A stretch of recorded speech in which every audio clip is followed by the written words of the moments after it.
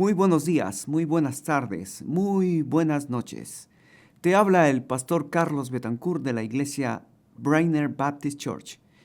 Estamos contentos de que hayas sintonizado nuestro canal, pero queremos recomendarte a que busques una iglesia donde puedas crecer tú y tu familia en una forma saludable. Bendiciones. Hasta pronto. Por eso esta mañana me gustaría compartir con ustedes este final para ver cómo podemos nosotros aprender de esta historia, el Dios que controla las historias. Son historias que Dios dejó aquí para que nosotros podamos mirar y aprender, para no repetir los mismos errores. Entonces, el que no aprende de la historia está expuesto nuevamente a repetir los mismos errores del pasado. En 1 Corintios capítulo 10 dice: estas cosas acontecieron para nosotros, para que aprendamos del pasado. Romanos capítulo 15 también menciona a Pablo que todo lo que fue escrito en el pasado es para que nosotros podamos aprender del pasado. Así que vamos a orar. Vamos a pedirle al Señor que Él se muestre esta mañana el gran Dios que Él es. Amén. Amén. Oremos. Querido Padre, gracias, estamos agradecidos profundamente. Como decía mi hermano, Señor, estamos vivos. Y mientras estemos vivos hay oportunidad para que tú uses nuestras vidas, para que tú, Señor, te glorifiques a través de tu pueblo, para que este mundo conozca que hay un Dios. Y ese Dios bendito es el que queremos conocerle, amarle y servirle mientras estemos en esta tierra. Ayúdanos con tu Espíritu Santo, Padre, te necesitamos para entender tu palabra. En el nombre de Jesús. Y el pueblo dice, eso. Bueno, quiero que estén conmigo. Si ustedes se duermen, yo voy a terminar también acá dormido. Entonces, no quiero que me contagien con su sueño. Ayúdenme, quisiera estar más adelante, pero bien, vamos a 1 de Reyes capítulo 11.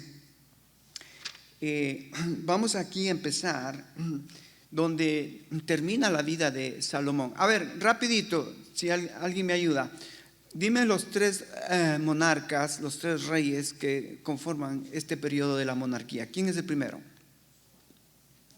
Saúl, muy bien, Saúl. ¿Cuál es el segundo?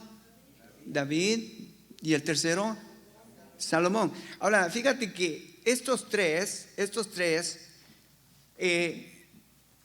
Dios nos permite conocerlos a estos tres para darnos cuenta de que ninguno de estos tres alcanzaron perfección. Cada uno es un cristiano diferente. Cada uno tiene una forma de vida diferente. Por ejemplo, Saúl, ¿qué tipo de cristiano es Saúl? Carnoso, de carnitas. Rey viene a ser el tipo de cristiano carnal, porque ¿cuál es la característica del cristiano carnal? ¿Qué hizo Saúl? Él muchas veces escuchó del profeta: locamente has hecho. Locamente has hecho. ¿Qué hizo? Bueno, en realidad no hizo lo que Dios le mandó a través del profeta. Y a veces nosotros quizás nos podemos identificar con este tipo de actitudes, pero lo importante no es lo que la vida de este profeta. Lo importante es cómo Dios, a pesar de lo que es este profeta, le usó. Eso es lo importante. Cómo, a pesar de que era un rey carnal, Dios permitió que este rey subiera al trono. Wow, eso es maravilloso. Que Dios, Él tiene control de la historia, Él tiene el control de la vida. A veces nosotros decimos: pero yo soy falloso, es que yo peco, es que yo soy débil. No. Si tú te fijas en ti, vas a fracasar. Pero si tú ves a Dios, hay oportunidad de que algo bueno suceda en tu vida y en la mía. David, ¿qué tipo de cristiano es David? Participación. Sí, ¿cómo le llamamos a un hombre conforme al corazón de Dios o a una mujer conforme al corazón de Dios? ¿Qué tipo de cristiano? Espiritual. Entonces, David, aunque él también fracasó, ¿cuál fue el fracaso de David? Adulterio, ¿qué más? Asesinato, ¿qué más? Mintió. O sea que fíjate, hay un hombre conforme al corazón de Dios que tiene que pasar por unas circunstancias en su vida que llega a un punto donde se da cuenta, wow, que aunque soy espiritual, pero todavía tengo luchas en mi carne, que tengo que sobreponerme a eso. ¿Y por qué es David un hombre conforme al corazón de Dios? No es por las fallas que él tuvo, sino por el gran Dios al cual él pidió perdón. Y Dios lo perdonó. Y a pesar de su pecado, Dios le usó. Wow, eso es maravilloso, ¿no? Saber de un Dios que no está sí está interesado en transformarnos, en hacernos nuevas criaturas. Ojo, Dios no es que vienes pecador y te deja pecador. No, vienes a Él y Él se encarga de transformarnos. Ahora, lo importante es cómo nosotros respondemos a este Dios. Fíjate, Saúl no respondió como él debería haber respondido, como un cristiano agradecido a Dios. No, él prefirió ocultarse y él prefirió ir a buscar la voluntad de Dios en lugares equivocados. ¿Cómo puedes ir a una bruja a pedir consejo qué es la voluntad de Dios? Hay cristianos que llegan a ese punto de confiar su futuro, de confiar su vida, de confiar su bienestar, confiando en cosas de este mundo. Mucha gente trata de volcar su vida a cosas pecaminosas para de esa manera llenar el vacío que tiene. La otra vez estuve conversando con una mujer que me decía, pastor, yo tengo la esperanza de un día sacarme la lotería. Mira dónde puso su confianza. Y le digo, y hermana, ¿y cómo sabe usted eso? Yo sé que mi Dios me va a dar la lotería. Y le digo, ¿y qué hace, hermana? Y dice, yo compro mi boletito, cada semana compro mi boletito. Cristianos carnales que andan buscando en este mundo, que este mundo les solucione su vida. Cuidado. David es un cristiano espiritual, pero fíjate que él respondió positivamente. ¿Qué hizo David? 73 salmos están escritos en la Biblia. Y si lees los salmos de David, son inspiración de la relación que tenía David con Dios. Y el Salmo 34, el Salmo 51, vas a encontrar ahí a David postrado en su rostro diciendo, Dios mío, contra ti, solo contra ti he pecado. Se dio cuenta que el problema del adulterio, del asesinato, de la mentira, no es contra el prójimo. Todo pecado que hacemos es primero contra Dios. Es contra Dios, hermano, que primero quebrantamos su ley. Cuando quebrantamos su ley, las segundas personas que son afectadas son nuestros seres queridos. Por eso quiero decirles esta mañana, hermanos, a todos, escucha bien. No puedes tú abrazar a Cristo sin abrazar el cuerpo de Cristo. No podemos decir yo estoy bien con Dios, pero con mis hermanos, bueno, no, todavía necesito arreglar mis cuentas con Dios para yo poder estar bien con mi prójimo. Estábamos hablando con mi esposa. Yo encontré 3 palabras que me han fascinado en el Nuevo Testamento. 3 palabras que van juntas. Hay muchas trilogías de palabras teológicas que son lindas en el Nuevo Testamento. Por ejemplo, si tú lees fe, amor, esperanza, vas a ver que esas son las trilogías paulinas. Él siempre habla de fe, amor y esperanza. Fe, amor y esperanza. Fe para con Dios, amor para con tu prójimo Y esperanza es lo que te mueve a esperar en el futuro las cosas que Dios ha prometido para ti. Entonces, qué lindo esa trilogía. Ahora descubrí 3 trilogías, 3 palabras importantes para nosotros que tienen que ver con amor, libertad y verdad. Pongámoslo en el orden que tienen que ir. Es verdad, libertad y amor. Verdad, libertad y amor. Me encanta. Creo que David, no sé, pero él entendió esta trilogía. Verdad. ¿Qué significa la verdad? La verdad es Dios. Dios es verdad. En el Antiguo Testamento, y vas a ver que cada vez que escuchas parte de un nombre del carácter de Dios, Dios es verdad. En Él no hay mentira. O sea, si Él es verdad, todo lo que Él hace es verdadero. Aquí tenemos 66 libros, son la palabra de Dios, la verdad de Dios. Wow. Ahora, cuando tú conoces la verdad, tú tienes que aplicar esa verdad. Y esa verdad aplicada te da libertad. Si me sigues, cuando yo conozco la verdad y lo aplico en la libertad que Dios me ha dado,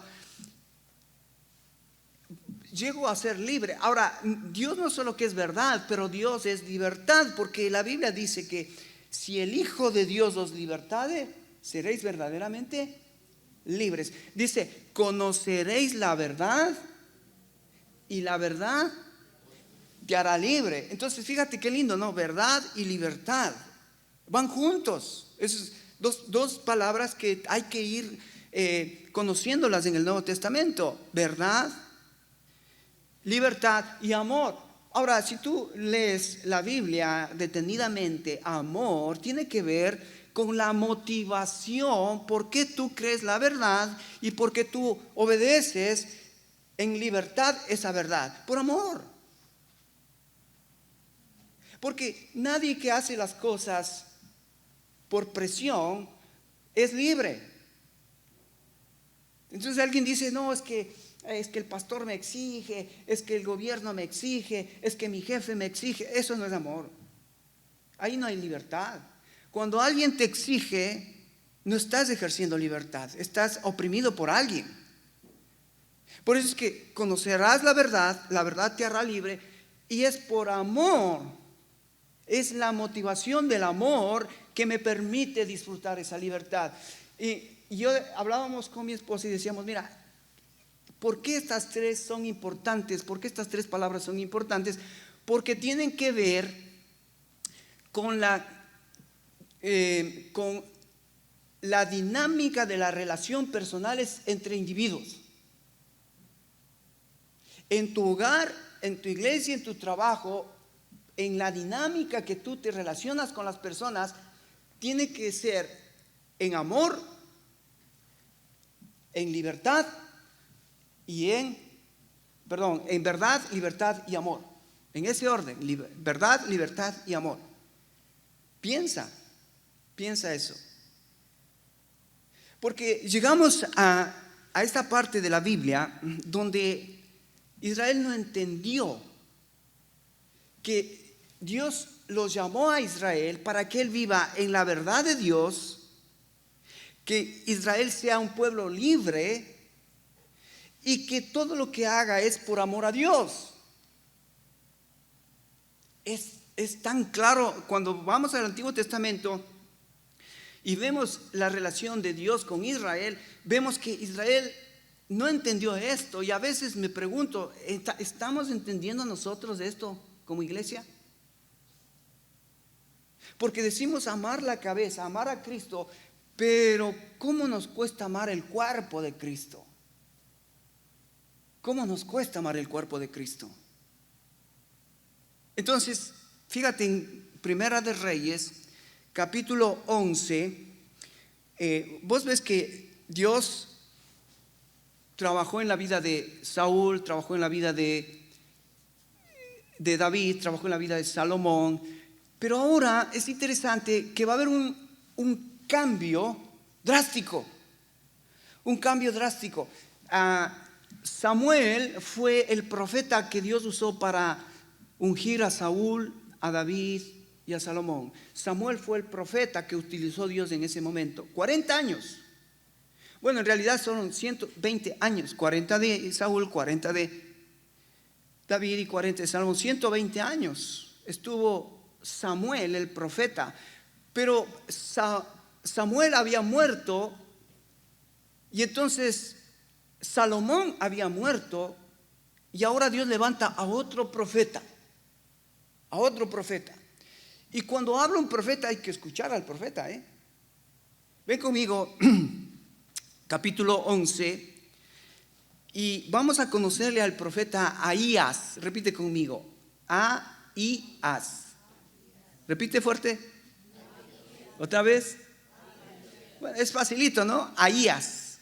Era de Silo, le llamaban a Ahías el Siloíta. Era de Silo, un profeta que asomó, que Dios lo llamó y le dijo: Ahías, tengo palabra para ti, que vayas y hables a mi pueblo. Entonces, vamos a leer desde el versículo 29. ¿Estás ahí conmigo? Estamos en Primera de Reyes, capítulo 11, versículo 29. Dice la palabra de Dios: aconteció pues en aquel tiempo que saliendo Jeroboam de Jerusalén, le encontró en el camino el profeta Ahías silonita. ¿Por qué es silonita? Es porque era de Silo, de un pueblo de ahí de Jerusalén. Ahías de Silo, el silonita.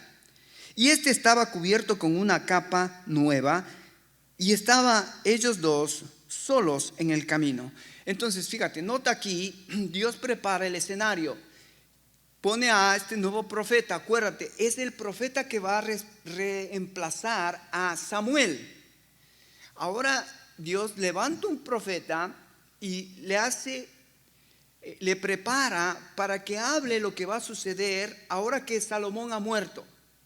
¿Qué va a suceder con las tribus de Israel, las 12 tribus de Israel que estaban reinando, que había reinado Saúl, David, Salomón? Estaban ya ahí las 12 tribus. ¿Qué iba a pasar con las 12 tribus?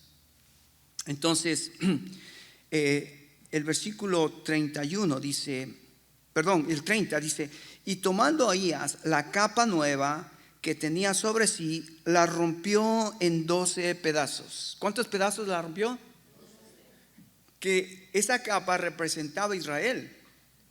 Y entonces el profeta se saca la capa nueva y la rompe en 12 pedazos. Wow, eso ya es algo que seguramente Roboam y Jeroboam, que quedaron después de Salomón, dijeron: ¿qué está pasando? ¿Por qué hace eso el profeta? Bueno, mira lo que dice el versículo 31. Y dijo a Jeroboam: toma para ti 10 pedazos, porque así dijo Jehová, Dios de Israel: he aquí que yo rompo el reino de la mano de Salomón, y a ti te daré 10 tribus. ¿Entiendes lo que está pasando? El profeta se saca el manto, rompe en 12 pedazos y le dice a Jeroboam: toma 10 tribus te corresponden a ti, y 2 tribus van a quedar aparte. Pero a ti, Jeroboam, se te dará para que tú seas rey sobre las 10 tribus, y las 2 tribus quedarán para Roboam, el hijo de Salomón. Ok, sigamos, fíjate. En el versículo 32 dice: y él tendrá una tribu por amor a David mi siervo, y por amor a Jerusalén, ciudad que yo he elegido de todas las tribus de Israel. Por cuanto, allí yo quiero que notes aquí, si me pones el gráfico de Israel. Mira cómo queda dividida Israel: 10 tribus al norte y 2 tribus al sur. Cuando muere Salomón, las 12 tribus se dividen, 10 tribus al norte con Jeroboam y 2 tribus al sur con Roboam, que era el hijo de Salomón. Ahora, de aquí en adelante es interesante, porque de aquí en adelante vas a ver que la descendencia al norte de Jeroboam y la descendencia del sur de Roboam comienzan a nacer los hijos de los hijos que van a suceder a los padres. Suceder a los padres. De aquí en adelante van a pasar 400 años que Dios va a ver y va a permitir, si el pueblo de Dios, escucha bien, si el pueblo de Dios aprendió a vivir la verdad de Dios en libertad por amor. Wow. Dios dijo, ok, Jeroboam, tú vas a tener 10 tribus al norte, Roboam, el hijo de Salomón, 2 tribus al sur, y pues que Dios haga con ellos lo que bien le pareciere. Entonces sigamos en el versículo, estamos 33, ¿no? Dice, por cuanto me han dejado y han adorado a Astoret, diosa de los sidonios, a Quemos, dios de Moab, y a Moloc, dios de los hijos de Amón, no han andado en mis caminos para hacerlo recto delante de mis ojos, y mis estatutos y mis decretos, como hizo David, su padre. ¿Qué es lo que vas a ver de aquí en adelante? De aquí en adelante vas a ver que tanto las 10 tribus del norte y las 2 tribus del sur comienzan a llenarse de idolatría, comienzan a llenarse de corrupción, comienzan a llenarse de cosas materiales, pero sobre todo comienzan a rechazar los profetas que Dios envía una y otra vez para llamarles la atención al pueblo de Israel. ¿Cuántos profetas a partir de aquí hasta terminar los 400 años, cuántos profetas Dios levantó? De ahí vienen los 12 profetas menores. Si tú ves en la Biblia, vos vas a ver que al final tenemos 12 profetas menores, comenzando en la Biblia con, déjame ver cuál es el primero. Después de Daniel vienen los 12 profetas menores, comenzando con Oseas hasta Malaquías. Cada profeta que venía con una advertencia: vuélvasen a Dios. Vuélvasen a Dios, amen la verdad, amen la libertad, hagan todo por amor. Profeta tras profeta venía a hablarles al pueblo de Dios para que ellos cambien su actitud. Pero dice ahí que se habían llenado de ídolos. Fíjate que dice ahí que Moab tenía un dios llamado Quemos, que Amón tenía un dios llamado Moloc, que Sidón tenía un dios llamado Astoret, Edom y los eteos tenían muchos otros dioses. Se habían llenado de dioses.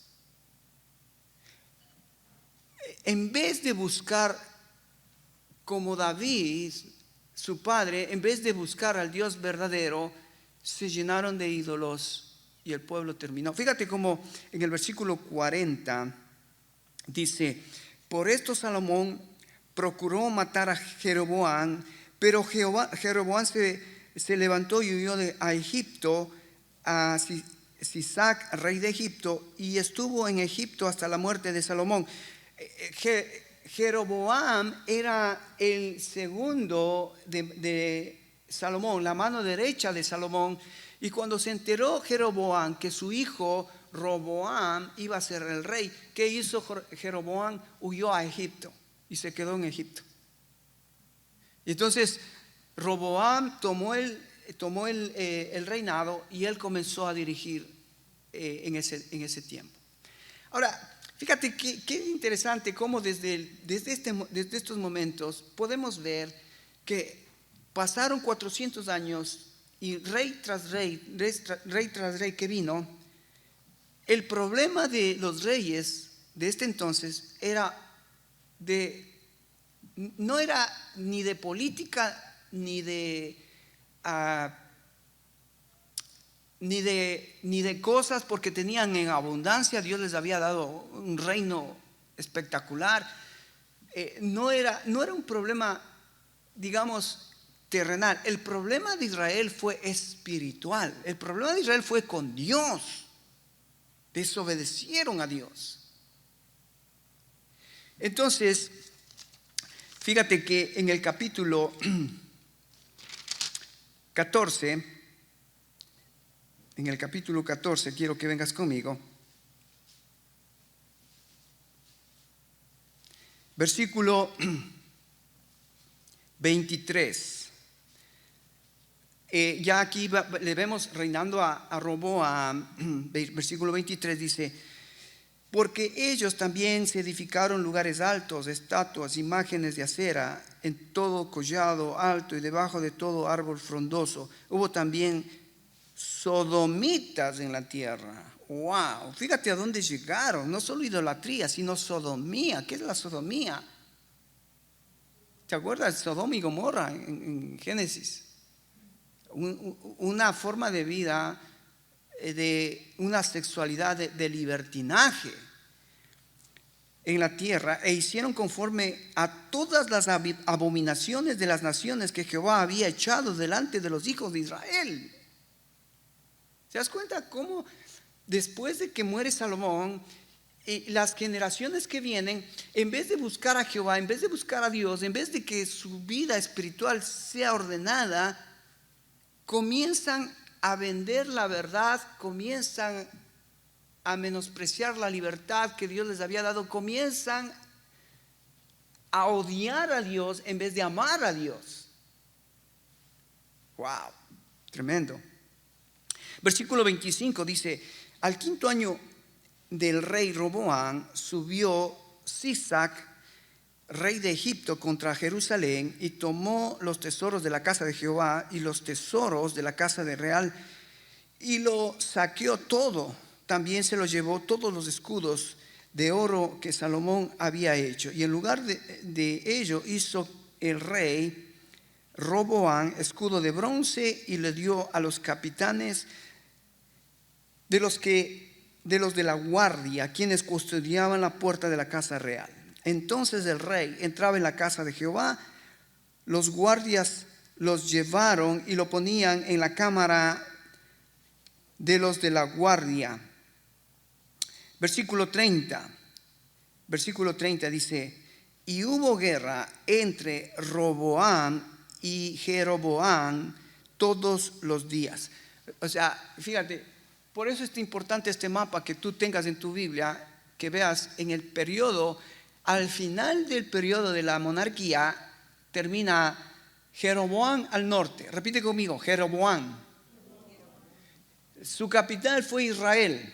Repite: Israel. Al sur quedó el hijo de Salomón, Roboam. Repite conmigo: Roboam. Y la capital fue Jerusalén. Repite conmigo: Jerusalén. Entonces tenemos ahora al norte 10 tribus, al sur 2 tribus, al norte Jeroboam y al sur Roboam. Y dice que 400 años, dice el versículo que acabamos de leer, versículo 30, mira lo que dice: y hubo guerra entre Roboam y Jeroboam todos los días. ¿Sabes qué? Yo creo que es esta lucha entre los propios hermanos, porque eran hermanos de sangre, las 12 tribus. Esta lucha que hubo desde este entonces ha persistido hasta ahora. ¿Te has dado cuenta lo que escuchamos a diario de lo que está pasando en Medio Oriente. Que Israel siempre está peleando contra el norte o el sur o el este. O sea, los entre hermanos se están matando. Siempre ha sido así. Siempre ha habido esta guerra, esta lucha, esta pugna. Qué triste, ¿no? Qué triste que ellos no entendieron que Dios les dio la verdad, les dio libertad, les dio amor, pero ellos no entendieron. Ahora, fíjate, yo quiero que veamos en este periodo. Hay dos profetas que a mí me impactan y seguramente tú los conoces. Vamos a ver el profeta Oseas.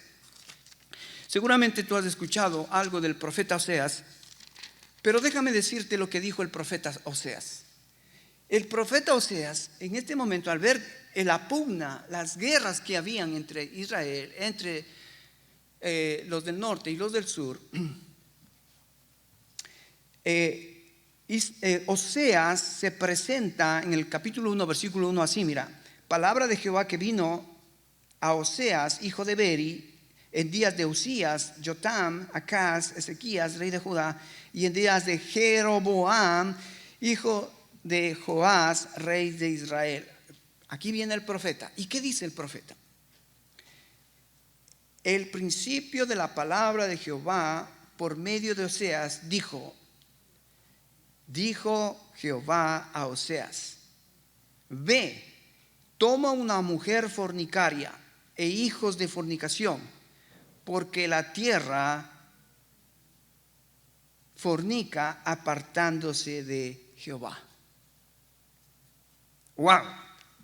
¿Ves lo que hace Dios? Toma un profeta y le dice: ve, y para que seas claro a mi pueblo, ve, cásate con una mujer prostituta, porque así está mi pueblo, se ha prostituido.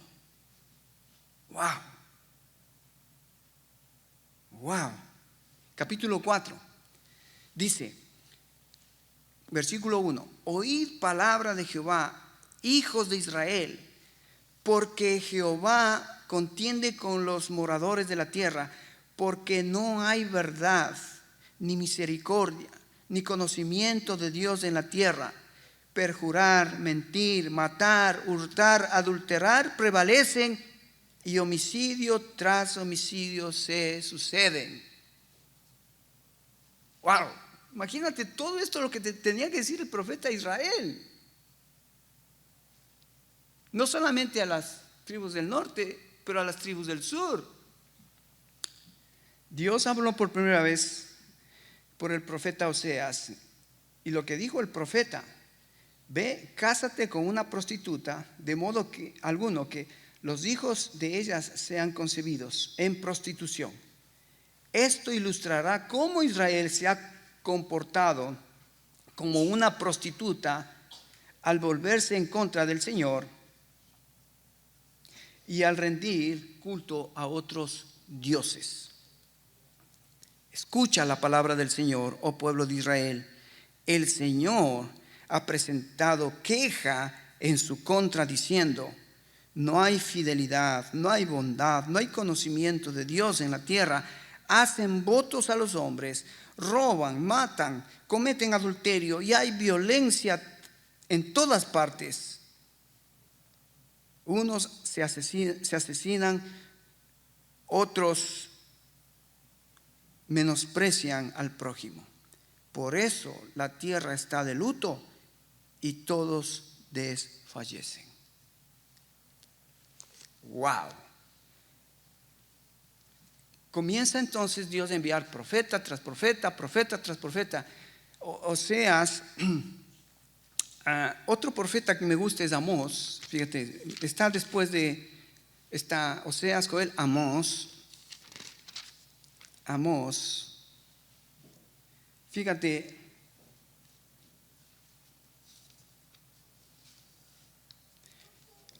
Dios manda a este otro profeta y ve que el pueblo ha llegado situación de estabilidad económica a una situación donde estaban todos cómodos, contentos con lo que vivían.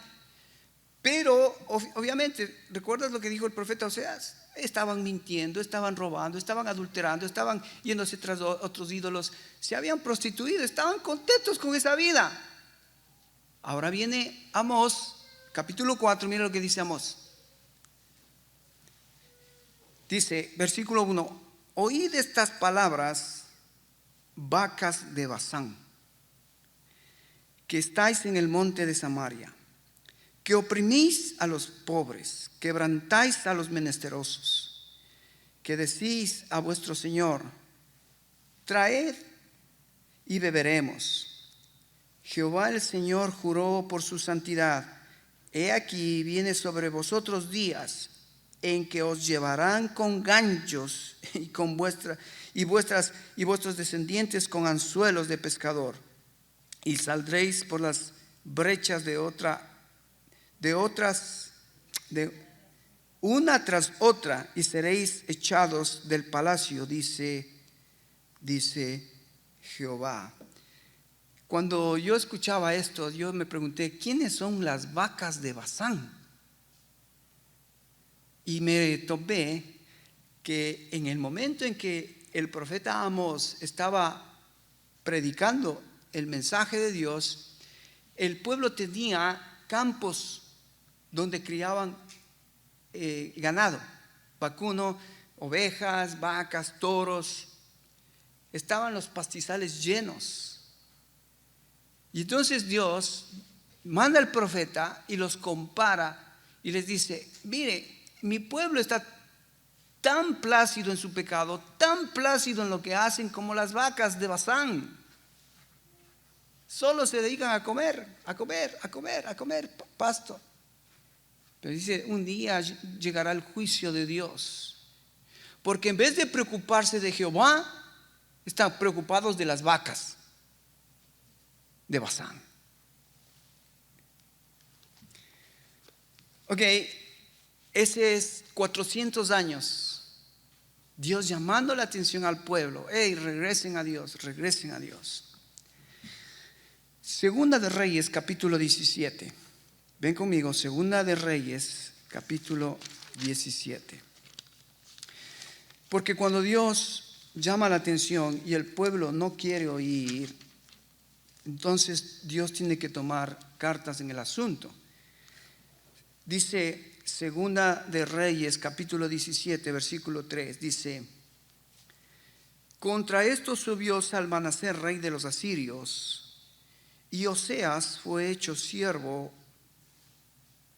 siervo, y le pagaba tributo. Mas el rey de Asiria descubrió que Oseas conspiraba, porque había enviado embajadores a So, rey de Egipto, y no pagaba tributo al rey de Asiria, sino cada año así lo hacía. Por lo que el rey de Asiria le detuvo y lo aprisionó en la cárcel. Y el rey de Asiria invadió todo el país y sitió Samaria y estuvo sobre ella 3 años. Verso 6, nota. En el año 9 de Oseas, el rey de Asiria tomó Samaria y llevó a Israel cautivo a Asiria y los puso en Alaá, en Abor, junto al río Gozán y en las ciudades de los medos. ¿Qué es lo que hace Dios? Cuando Dios ha mandado una y otra vez profetas para decir al pueblo, hey, muchachos, arrepiéntanse, vengan a Dios, busquen a Dios, dejen de estar cómodos, dejen de estar satisfechos con lo que tienen en el mundo. Necesitamos volvernos a Dios, buscar a Dios. Pero tristemente que el pueblo no obedeció a los profetas. Y entonces, fíjate, a ver, déjame te describo esto para que tú tengas en tu mente. Mira, a ver, cuando yo hago una profesión verbal, tiene que estar acompañado con una experiencia real. Te voy a repetir esto. Cuando tú haces una profesión verbal, tú tienes que acompañar con una experiencia real de lo que tú hablas con tu boca. Porque si separas tu profesión verbal de tu experiencia real, entonces allí no hay coherencia, allí hay confusión. Porque decimos una cosa con los labios, pero otra cosa con mi experiencia real. ¿Sí o no? Mira lo que dijo Isaías capítulo 29:13. Isaías 29:13. Mira lo que dice. Busca en tu Biblia. Cuando tu profesión verbal, lo que dices con tu boca, no está compaginado con tu experiencia real de lo que vives diariamente, mira lo que dice Isaías 29:13.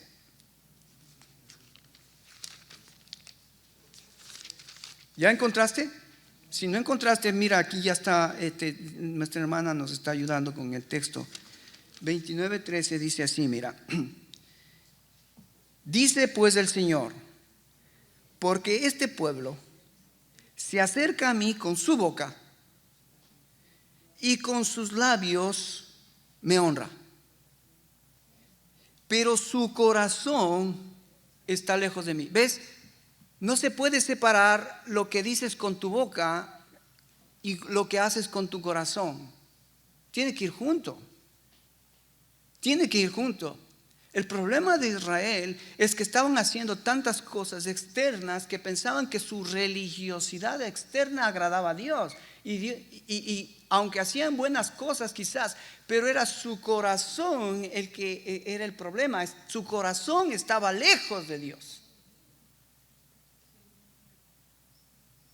Y por eso es que el Señor comienza a tomar cartas en el asunto y dice, a ver, si mi pueblo no quiere obedecerme, si mi pueblo no quiere, entonces voy a tener que, entonces mira, cuando mi profesión verbal no compagina, no es igual a mi experiencia real, entonces Dios tiene que traer disciplina para que el pueblo entienda que no puedo disociar esas dos cosas. Mira lo que dijo Jesucristo en Mateo capítulo 5, 6 y 7. Es interesante que Jesucristo habló el sermón del monte en esos 3 capítulos. Y a propósito, la próxima serie que vamos a comenzar es el sermón de la montaña. Pero así como Moisés en el monte del Sinaí recibió los mandamientos, Jesucristo en un monte dejó a los discípulos los mandamientos que ha de vivir la iglesia. Entonces, en estos mandamientos, en el capítulo 7, al final, Jesucristo hace una explicación de un tema muy importante para la iglesia de hoy, como lo fue para Israel. Jesucristo habló de los falsos profetas. Y dijo Jesucristo, cuidado con aquellos que que parecen ovejas, pero son vestidos de lobos. Dice, cuidado, la iglesia tiene que tener cuidado, porque por sus frutos los conoceréis. Entonces, ¿ves cómo Jesucristo les está ayudando a unir estas dos cosas? Tu profesión verbal que haces con tu boca, que dices que crees en Dios, tiene que estar acompañado con tu experiencia real, experiencia práctica. No puedes separar eso. Pero fíjate que allí, en ese mismo capítulo 7, en el versículo 21, Jesucristo dice, no todo el que me dice Señor, Señor, ¿ves? Eso es verbal. No todo el que me dice Señor, mi expresión verbal, Señor, Señor, vengo el domingo, Señor, Señor, ¿ve? Pero dice Jesucristo, no todo el que me dice Señor, Señor, sino el que hace mi voluntad. ¿Ves? La expresión real. No solo el que me dice Señor con su boca, pero el que en su experiencia diaria me muestra que yo soy realmente el Señor. Y ese era el problema de Israel. 400 años no entendieron que Dios era el Señor de ellos, que Dios le había dejado la verdad, Dios les había hecho libres, y que estaba esperando Dios que el pueblo obrara en amor. Pero el pueblo no entendió. Por eso es que Dios tiene que, primero al norte, primero a las 10 tribus del norte, Dios manda a Siria, Salmaneser, un rey pagano, toma todas las 12 tribus del norte y los lleva cautivos. ¿Quieren ídolos? Vayan a adorar ídolos. Asiria y Babilonia eran la cuna de la idolatría de ese entonces. Vamos a Segunda de Crónicas, capítulo 36. Si vos lees Segunda de Crónicas, capítulo 36, vos vas a ver que tristemente los reyes terminan haciendo lo malo ante los ojos de Dios. Fíjate en el versículo 5. ¿Estás conmigo? ¿Estás conmigo acá a este lado? Segunda Crónicas 36. ¿Sí? Aquí. Jaimito, ¿estás ahí con la Biblia? Acá. ¿Sí? Blanquita, Segunda Crónicas 36. Mira lo que dice la Biblia. Dice, cuando comenzó a reinar Joacim, rey Joacim era de 25 años y reinó 11 años en Jerusalén e hizo lo malo ante los ojos de Jehová su Dios. Fíjense cómo termina Israel estos 400 años con sus reyes. Versículo 8 dice, los demás hechos de Joacim, ¿y qué dice? Y las abominaciones que hizo. ¿Te das cuenta qué feo escuchar esto? Que su pueblo vivía haciendo lo malo ante los ojos de Dios, haciendo abominaciones. Hermanos, yo estoy un poco asustado por lo que veo, ¿sabes? Los matrimonios no se divorcian de la noche a la mañana. Las iglesias no se destruyen de la noche a la mañana. ¿Sabes? Todo comienza cuando yo comienzo a descuidar mi relación con Dios. Todo comienza cuando yo no entiendo la verdad, no entiendo que soy libre y no tengo que actuar en amor por Dios y por mi prójimo. ¿Cómo llegó aquí Israel a hacer lo malo ante los ojos de Dios y a vivir haciendo abominaciones? ¿Cómo? Al principio dejaron la verdad, se olvidaron que son libres y comenzaron a vivir en su libertinaje, usaron mal su libertad, comenzaron a vivir, yo puedo, si yo quiero lo hago. ¿Cuál es el problema? Dios igual no me ve. Dios igual está sordo. Dios igual está ciego. Yo hago lo que yo quiero. Así. Viene la disciplina. Fíjate en el versículo 9. Ahora, primero fue Joacim. Ahora, ¿qué de Joaquín? De 8 años Joaquín comenzó a reinar y reinó 3 meses y 10 días en Jerusalén. ¿Qué dice? E hizo lo malo ante los ojos de Jehová. Así termina este periodo. Israel se divide en dos tribus, en dos partes, al norte, al sur. La parte del norte se los lleva los asirios. Y versículo 9 dice, y a 8 años de Joaquín, cuando comenzó a reinar, y reinó 3 meses y 10 días en Jerusalén, e hizo lo malo ante los ojos de Jehová. Y el versículo 12, ahora Sedequías, mira cómo termina Sedequías. Versículo 12, que dice, e hizo lo malo ante los ojos de Jehová su Dios. Mira lo que dice, no se humilló delante del profeta Jeremías. ¿Ves? Ahí estaba Jeremías. Jeremías les estaba diciendo, hey, arrepiéntanse. La vida que están viviendo no agrada a Dios. Idolatría, abominaciones, cosas feas, no agrada a Dios. Arrepiéntanse. Pero parece que estos muchachos, fíjate el versículo 13, dice, se rebeló a sí mismo contra nosotros, contra Nabucodonosor, el cual había jurado por Dios y endureció su cerviz y obstinó su corazón para no volverse a Jehová, el Dios de Israel.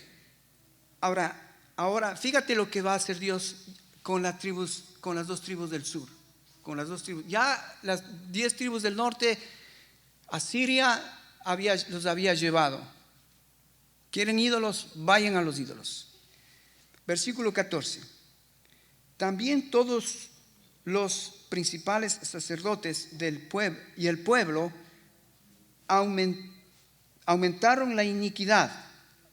Nota cómo estas palabras fuertes, ¿no? Hicieron lo malo delante de Dios, hicieron abominación delante de Dios, aumentaron la iniquidad, siguiendo las abominaciones de las naciones y contaminando la casa de Jehová, la cual había santificado Jerusalén. Y Jehová, el Dios de sus padres, envió constantemente palabra a ellos por medio de sus mensajeros, porque él tenía misericordia de su pueblo y de su habitación.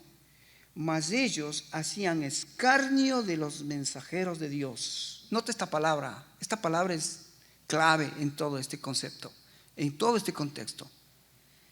Y menospreciaban sus palabras, burlándose de sus profetas, hasta que subió la ira de Jehová contra su pueblo y no hubo remedio.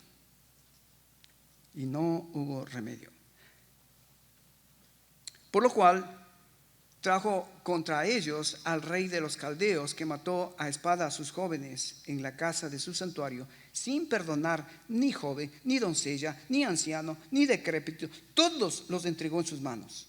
Asimismo, todos los utensilios de la casa de Dios, grandes, chicos, tesoros de la casa de Jehová y los tesoros de la casa y del rey y de sus príncipes, todos los llevó a Babilonia. Y quemaron la casa de Dios y rompieron el muro de Jerusalén y consumieron a fuego todo su palacio y destruyeron todos sus objetos deseables. Los que escaparon de la espada fueron llevados cautivos a Babilonia y fueron siervos de él y sus hijos hasta que vino el rey de los persas, para que se cumpliese la palabra de Jehová por boca de Jeremías, que la tierra hubo gozado de reposo, porque todo el tiempo de su asolamiento reposó, hasta que los 70 años fueran cumplidos. Acuérdate que Dios dice que las cosas que fueron escritas en el pasado, ¿para qué fueron escritas? Para nosotros, para que no cometamos lo mismo que ellos cometieron. Ahora, si tú esta mañana te das cuenta de que, como dijo Pablo, ¿no? El que piense estar firme, mire que no caiga. El Señor nos ha traído en este recorrido de ver a su pueblo, que cuando nosotros descuidamos nuestra relación con Dios, terminamos muy mal, haciendo aberración, haciendo lo que no quisiéramos o no hubiésemos pensado hacer nunca. Yo te pregunto, cuando tú te casas pensando un día divorciarte? Cuando tú te casas y tienes un hijo, ¿tú te casas pensando en abortar ese hijo? Cuando tú vas a una iglesia, ¿tú vas a la iglesia pensando algún día dividir la iglesia? Cuando tú vas a un trabajo y entras al trabajo, ¿entras pensando cómo robar en el trabajo? ¿Cómo sucede eso? ¿Sabes cuándo empieza? Cuando yo dejo de tener una comunión real con el Señor. Cuando yo dejo y separo mi profesión verbal con mis acciones reales de compromiso, con mis acciones de obediencia diaria con mi Señor. Entonces sería bueno que comencemos nosotros a pensar: Señor, ¿cómo es mi relación contigo? ¿Cuánto tiempo yo en la semana, yo seriamente abro tu palabra y comienzo a mirar? Fíjate, esto es algo que con esto voy a terminar, pero no sé si te ha pasado que tú lees la Biblia y a veces lees el mismo texto y ya repites el texto y como que no hay nada más en ese texto. Y como que dices: no, ya ese texto la conozco. O sea, a veces no vemos que lo que el texto está tratando de enseñarnos no es una historia muerta, no es una historia de Saúl, no es una historia de David, no es una historia de Salomón, no es la historia de Israel. Lo que el texto está tratando de enseñarnos es el gran Dios que está detrás de la historia. Y hasta que no encuentres al Dios de la historia en esos textos que estás leyendo, no salgas de ese texto. Pídele a Dios: Señor, ¿cómo encuentro a Dios en este texto? ¿Sabes por qué? Porque es lo mismo que te pasa y me pasa cuando yo oro. A veces oramos por lo mismo. Los miércoles estamos aprendiendo a orar diferente. Ahora estamos aprendiendo a orar la Escritura. Es diferente. Cuando oramos la Escritura, dice Dios que lo que va a responder es lo que está dentro de la voluntad de Dios. Entonces, si tú no estás orando, pero estás orando por tus deseos, por tus caprichos, por tus necesidades, bueno, quizás Dios te escucha, pero cuando oramos la voluntad de Dios, es otra cosa. ¿Y qué es la voluntad de Dios? La voluntad de Dios es que yo ore por la mies, porque la mies es mucha, los obreros son pocos. ¿Y qué debo orar yo? Yo debo orar para que el pueblo de Dios podamos vivir en comunión, en armonía, en unidad, bajo la cabeza que es Cristo. Y estamos aprendiendo a orar las oraciones que Pablo hacía por la iglesia. Y Pablo no pedía así por cosas superficiales. Pablo pedía: Señor, que el hombre interior, el hombre que está en mí, que es Jesucristo, sea mostrado, sea exhibido, que en mi vida pueda yo mostrar a Cristo. Esas oraciones hacía Pablo. Pablo pedía a Dios que el poder de la resurrección de Jesucristo pueda operar en mi vida y en la vida de los hermanos. Ese tipo de oraciones. A veces oramos, como dice Jesucristo, en vanas palabrerías. Señor, gracias por este alimento, amén. ¿Qué es eso? Vas de noche: Señor, gracias la vida que me has dado, amén. ¿Qué es eso? Todos los días lo mismo. No, ahora, ¿sabes? No solo cuando lees la Biblia, busca a Dios en ese texto. Cuando ores, trata de tener un contacto con el Dios vivo y verdadero que está esperando escucharte. ¿Sabes? Tristemente veo que menospreciamos todo lo que Él nos ha dado. Dios nos ha dado líderes, Dios nos ha dado su palabra, Dios nos ha dado su terreno, fíjate lo que Dios nos ha dado. Este lugar es un lugar maravilloso. Ningún otro grupo hispano ha tenido el privilegio que tenemos nosotros.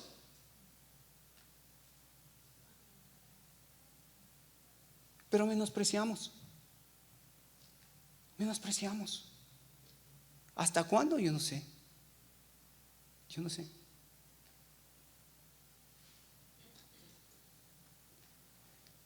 Por eso, hermanos, quisiera que en esta mañana, una de las cosas muy importantes es: todo empieza en tu relación con Dios. examínate cómo estás con Dios. Porque de lo contrario, eso va afectando negativamente tu familia, tu iglesia, y al final termina lo que vemos en la sociedad, ¿no?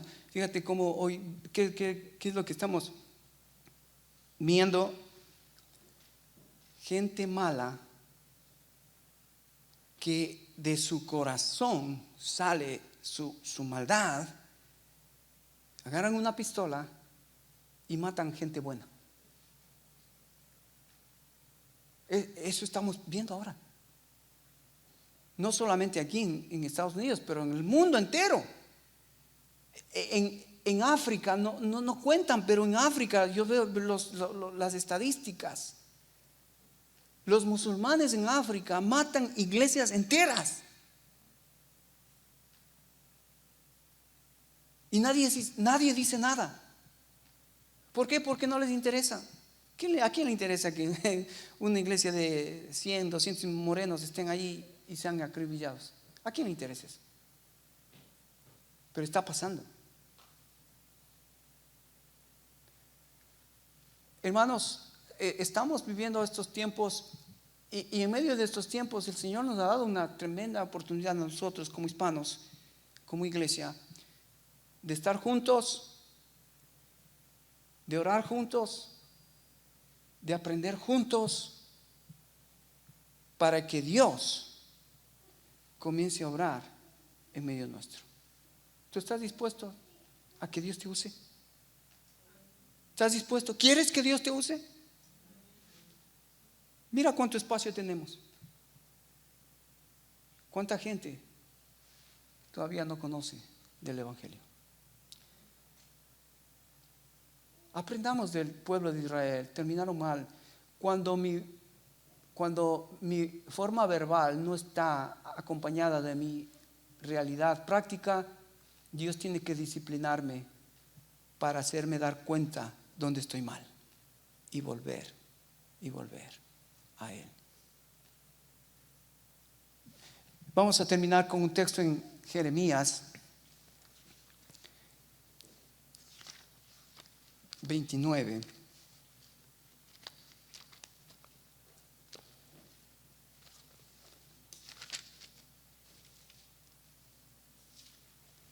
Con una palabra de esperanza, con una palabra de aliento, porque estas palabras lo dijo Jeremías al pueblo que estaba en cautividad. Estaban ya en Asiria, estaban ya en Babilonia. Mira lo que el profeta les dice al pueblo de Israel, versículo 11, Jeremías 29:11 dice: porque yo sé los pensamientos que tengo acerca de vosotros, dice Jehová, pensamientos de paz y no de mal, para darlos el fin que esperáis. Fíjate qué lindo estas palabras de Dios para su pueblo. Él no quiere castigarnos, Él no quiere disciplinarnos, Él tiene cosas buenas para nosotros. Pero aquí está el requisito, fíjate, versículo 11, versículo 12. Entonces me invocaréis y vendréis y oraréis a mí y yo os oiré. Me invocaréis, oraréis, me buscaréis y yo oiré.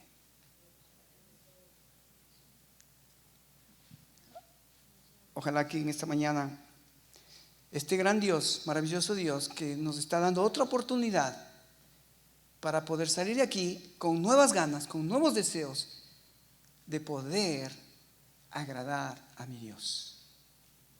Que Dios tenga la misericordia para que nosotros podamos ser vistos por Él, para poder ser sus instrumentos para su gloria. Amén.